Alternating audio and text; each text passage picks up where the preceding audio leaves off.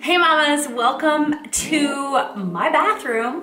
I'm going to show you how to measure yourself. I know that I provided you with a measurement guide to follow, but I know it can be a little bit tricky in measuring your own body. So grab your measuring tape and we're going to do this together, okay? So ideally what you want to do is start to measure your body, and I have it listed out in the chart that you're going to do your bust, your belly, your hips, your glutes, thighs, and bicep. You're going to do that before you start your workout program, and then every 4 weeks after that. So let's show you how to do that. So I'm going to start with my bust, and you know what? It's not the biggest deal to do your bust. I actually leave it out a lot of times. However, to fully kind of have all your measurements, we're gonna do the bust. Now, what we wanna make sure is that you are doing your measurements every 4 weeks, but you're doing them at the same time of day. You're doing them in the same outfit.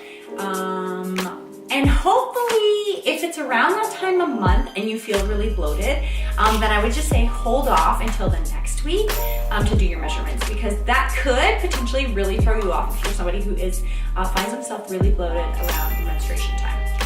So take your measuring tape, and your measuring tape is not going to be one that your husband uses like construction man measuring tape. It's going to be like a little flimsy thing like this. I don't even know where I got this, but I think Dollarama also has them. Or like any kind of, fabric store, sewing store, things like that, maybe even Michael's. So what we're gonna do, and feel free if you want to use, have your husband, your spouse, your partner help you out with this, because sometimes it might just be a little bit easier. And I always use the centimeters as opposed to the inches side. So the first one, we're doing our bust. I always start around my back, and then where I'm going to place the measuring tape around, I'm going to use my nipples as a kind of an anchor area, and so that I know is where I'm going to place that measuring tape. Now, here's the other thing. Make sure that you're not wearing like a padded bra. There's a teeny bit of padding in here, and I know some moms are like, oh my gosh, well sometimes I might have, very full breast from milk, from breastfeeding. Maybe you won't have, at different times of day. So that's why I always say measuring of the bust isn't really a huge deal for me, but I just thought we would include it if you are somebody who wants to include that. So I have it measured around about nipple area, and I'm just gonna cross it over. I'm gonna take a close look here. Where does the 0 line up with? And the other thing is you don't wanna pull it too tight, okay? Obviously you don't wanna pull it too tight. It's gonna be like taut, but it's not gonna be like, oh my gosh, I can't breathe. So just nice and taut. You're gonna take that measurement. Where does the 0 line up with? And you're gonna write that down on your sheet. Okay, so the next one that we're gonna do is our waist. And with the waist, I always use my belly button as my midpoint.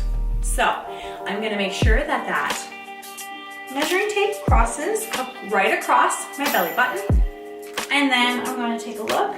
Where does the end, the 0, measure up with? Make sure that I'm not, sucked in. Make sure I'm not really trying to push my belly, my air out, but it is nice and comfortable. Here, and you're gonna measure that. Now, I always say good practice is kind of like shake it out and then do it again. Make sure that your measurements are correct. Sometimes they get a little skewed. I've seen that in the past, so I always like to measure it once, take the measuring tape off, and do it again. All right, the next one is hips. And so I wanna measure around the hips. And I always like to take my 2 fingers, place them on my hip bones, and I'm using that as my anchor. So again, placing this tape around my hip bones, and here. All right, so our hip bones, you're gonna feel, and you're gonna say, okay, well, where should I put the tape? Should I put it at the top of my hip bone? Should I place it at the bottom part of my hip bone?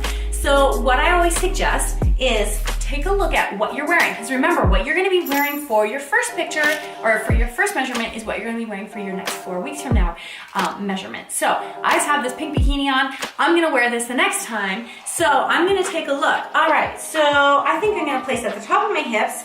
And where does my bathing suit fall? My bathing suit falls here. I think what I'm gonna do is use my bathing suit as a marker to kind of remind myself, oh yeah, my measuring tape was just above this line on my bathing suit. Just above the line, and that's where I'm going to place it. The other thing that I do with some of my clients is actually, while I'm measuring them, I take pictures, close-up pictures of where the measuring tape lies, so that I know when I go back to remeasure them, this is exactly the outfit you're wearing, this is where your bathing suit line fell, and this is how high the measuring tape came above your bathing suit. So that's a really good helpful thing as well. All right, so the next one we're gonna talk about is thighs. And this one sometimes actually is a bit hard, because what I always do is take a point on my knee. So I'm gonna take the end of the zero, if you will, of my measuring tape, place it in the middle of my knee. Then I'm gonna come up, and I usually do about 14, maybe even 20 centimeters above that knee. Okay, so from there, I'm gonna put like a little, and then I'm going to measure my thigh.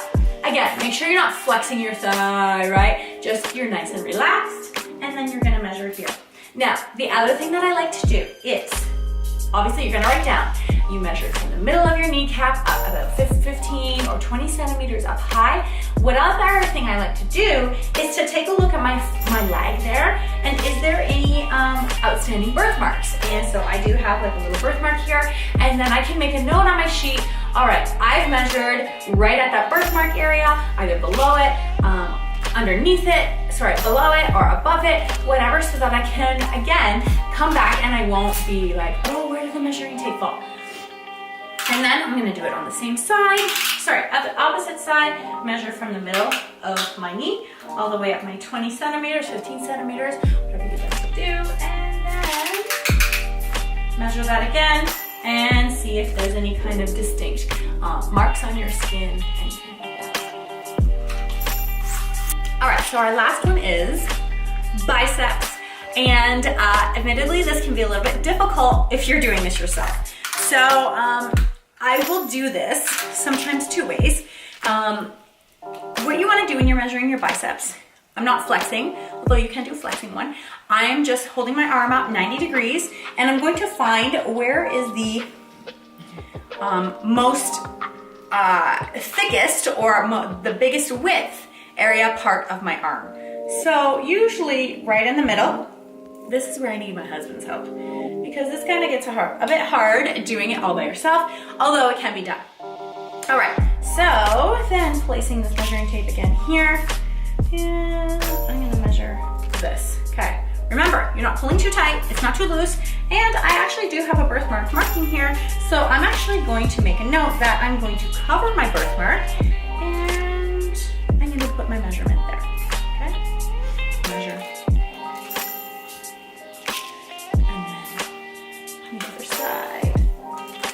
Again, any kind of markings on your skin, holding it out where it's the widest part of your arm, and take that measurement there. And then go back, do the other arm, do the first arm, and then the second arm again, just to make sure that you have those measurements written down correctly the first time. So there you have it, how to measure yourself, your bust, your waist, your waist, your hips, your thighs, I think that was it, and then your biceps. So I hope that helps you with measurements, but why don't we talk now about pictures? All right, so let's talk about our pictures and how to take pictures of yourself. Now, you can do it. I obviously have my camera on a tripod, so you can do that as well. If you don't have a tripod, you can take selfies. But here are a couple basic rules.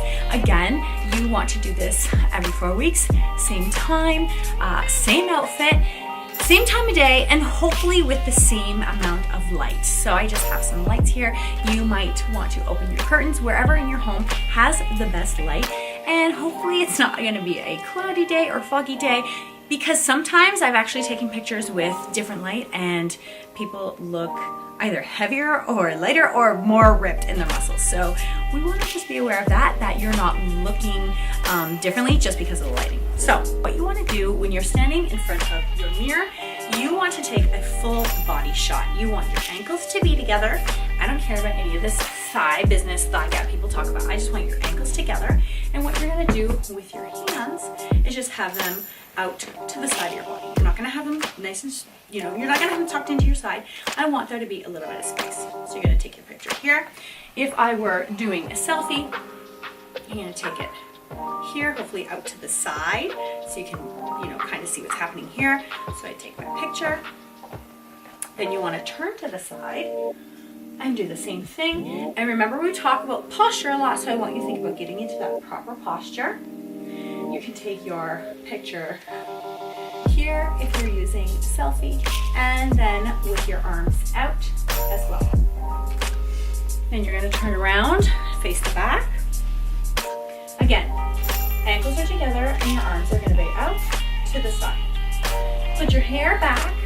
Make sure your hair is kind of pulled over your shoulders so that you can see your back muscles. And then you're also going to take a picture from the side, your other side. I always say when it comes to the pictures, more is better. I don't care if you have 5 to the side, just take them all and keep them all. Put them somewhere on your computer. You don't have to delete any. Just keep them all, and then you're going to mark it with the date. So again, arms down at your side, and then out here. And making sure that you do get from your feet all the way up to your head. And again, just making sure that those pictures are done same time of day that you've done them the previous 4 weeks beforehand, and hopefully with the same lighting. And then again, if you are menstruating and you are obviously bloated or you're feeling bloated, you might want to hold off a couple days, maybe even a week, until you feel better and you can take more accurate pictures and more accurate measurements. So I hope you like this video, and I hope that helps you out with tracking your progress when it comes to measuring and when it comes to pictures.